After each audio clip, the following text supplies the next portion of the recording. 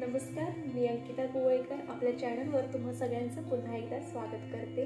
आज आपण पाहणार आहोत रवा डोसा आणि त्यासाठी लागणारी बटाट्याची भाजी। तर सर्वप्रथम आपण बटाट्याची भाजी बघणार आहोत। तर त्यासाठी इथे मी एक कढई गरम करून घेणार आहे।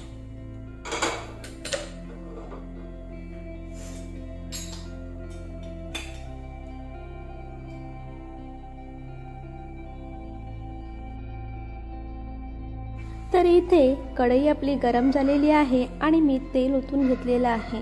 तेल गरम झाल्यावर मी त्यात एक छोटा चमचा मोहरी टाकून घेणार आहे आणि जशी मोहरी तडतडेल तशी लगेचच मी जिरं टाकून घेणार आहे आणि जिरं देखील छान असं तडतडू देणार आहे।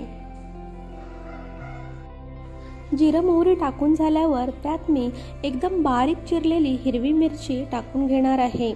तुम्ही तुमच्या आवडीनुसार कमी तिखट जास्त असं टाकू शकता। त्यानंतर मी वेगवेगळ्या प्रकारच्या डाळी घेतलेल्या आहेत, जसे की चना डाळ, मूग डाळ आणि उडीद डाळ।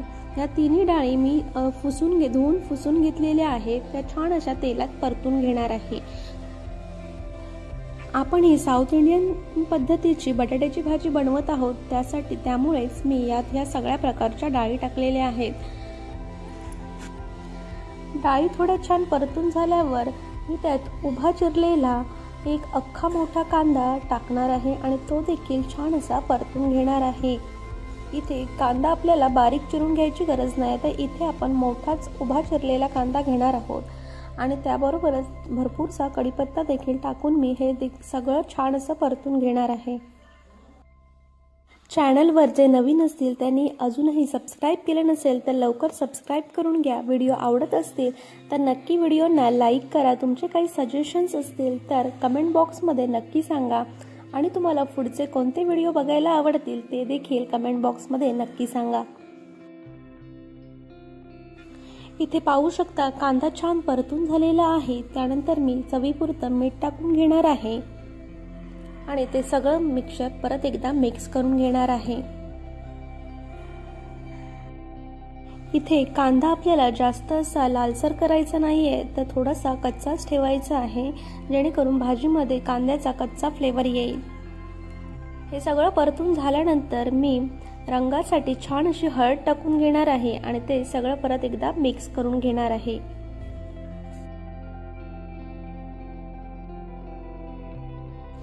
थोडं परतून झाल्यावर आता आपण ह्याच्यात उकडून सोलून कापून घेतलेले छान असे बटाटे टाकून घेणार आहे आणि हे सगळं मी परत एकदा मिक्स करून घेणार आहे।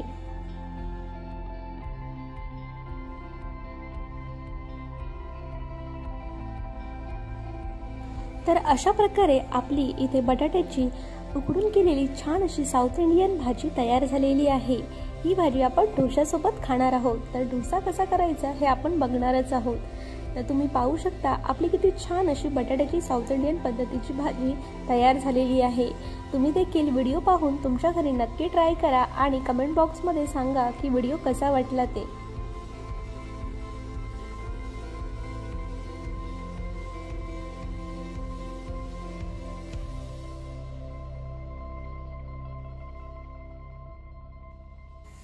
तर आता आपण डोसा बघणार आहोत।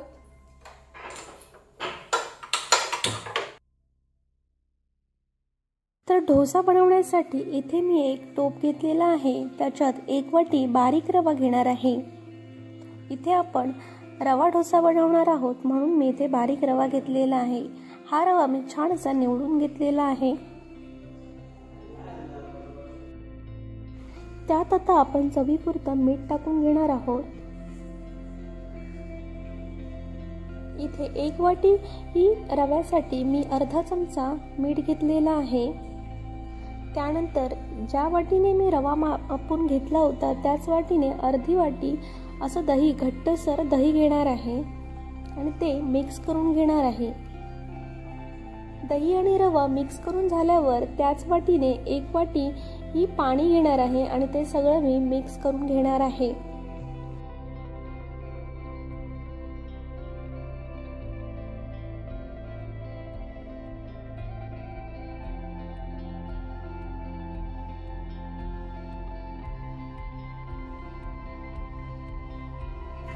रवा, दही आणि पाणी हे सगळं आपण छान असं मिक्स करून घेणार आहोत, जेणेकरून अजिबात त्यात गुठळ्या राहिल्या नाही पाहिजे.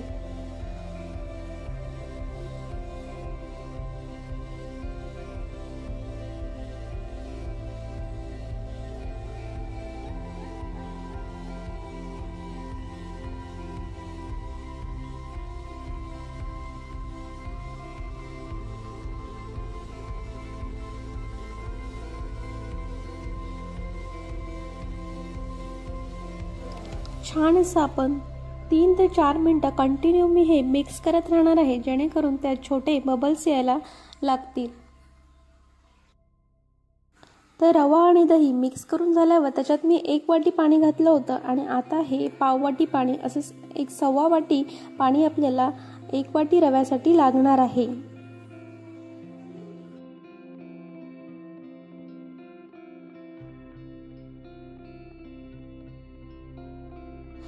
हे रव्याचं बॅटर तयार झाल्यावर आता हे मी 20 ते 25 मिनिटं मी तसंच ठेवून देणार आहे, जेणेकरून रवा हा छान असा पाण्यात मुरेल.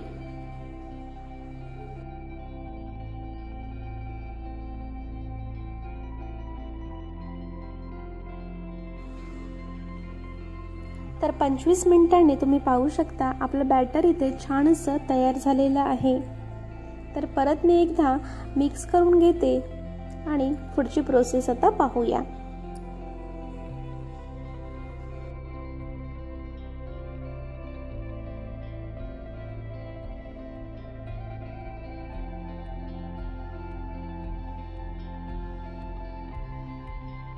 आता आपण या बॅटरमध्ये अर्धा चमचा खाण्याचा सोडा टाकून घेणार आहोत आणि तो ॲक्टिवेट होण्यासाठी त्याच्यावर 1 चमचा पाणी ओतून घेणार आहोत. पाणी ओतल्यावर तुम्ही पाहू शकता की सोडा कसा ॲक्टिवेट होतो. हे आता पटकन सगळं मिक्स करून घेणार आहोत आणि इथे आपण डोसा बनवण्यासाठीचं बॅटर आपलं तयार झालेलं आहे. तर तुम्ही पाहू शकता सोडा टाकल्यावर आपलं बॅटर किती बबल्सने भरलेलं आहे आणि छान फुलून असं वर येतं. तर चला आता आपण डोसा बनवूया.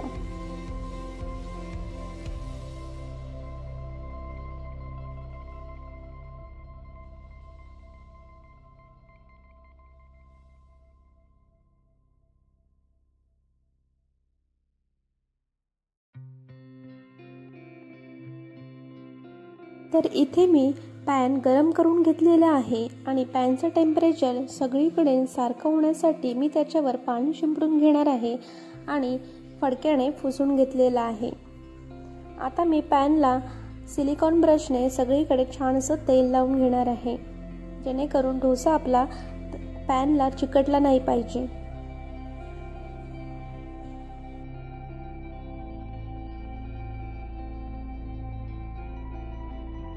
डोशाचे बॅटर पॅनवर आपण ओतत असताना पॅन आपल्याला जास्त गरम ठेवायचं नाही. मी इथे बोट लावून चेक करते आहे की जास्त गरम तर नाही आहे ना. त्यानंतर डोशाचे बॅटर आपल्याला पॅनच्या सगळीकडे सेम असं पसरवून घ्यायचं आहे. जास्त जाडही ठेवायचं नाही आहे आणि जास्त पातळही ठेवायचं नाही. तुम्ही पाहू शकता की मी कसं पसरवते आहे बॅटर.